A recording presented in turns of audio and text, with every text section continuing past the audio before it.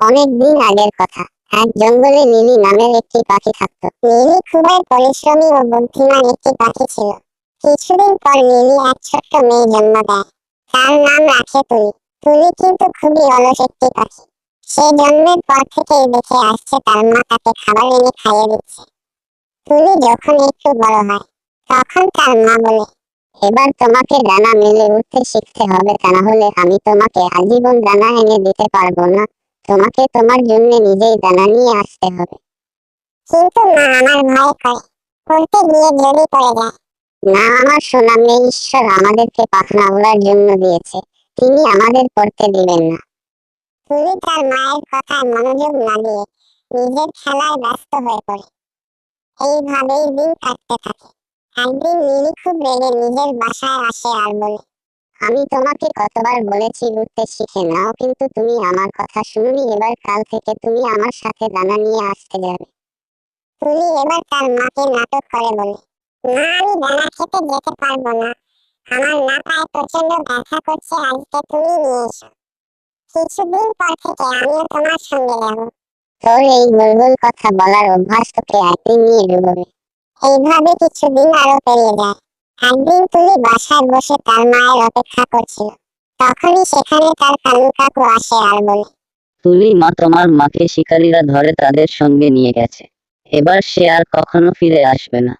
এই শুনে তুলি কাঁদতে শুরু করে। সে ক্ষুধার্ত ছিল, কিন্তু তার কাছে খাওয়ার জন্য খাবার ছিল না, তাই সে কাঁদতে কাঁদতে ঘুমিয়ে পড়ে।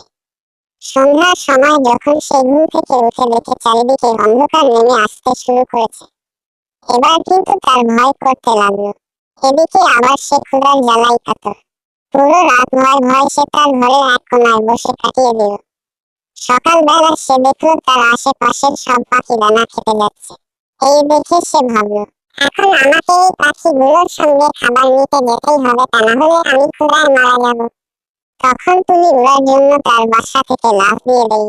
তখন সে নিচে পড়তে থাকে। নিজের প্রাণ বাঁচানোর জন্য সে তার ডানা ঝাপটাতে শুরু করে। ঝাপটাতে সে উঠতে শিখে নেয়। তারপর সে উঠতে শুরু করে। তুলি অন্য পাখিদের পিছু পিছু উঠতে শুরু করে।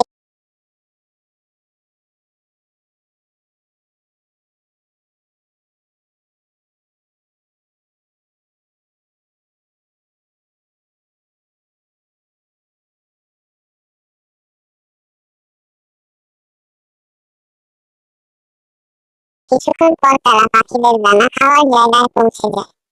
সেখানে তুলি পেট ভরে দানা খায় এবং সে মুখে করে কিছু দানা নিজের বাসায় নিয়ে আসে।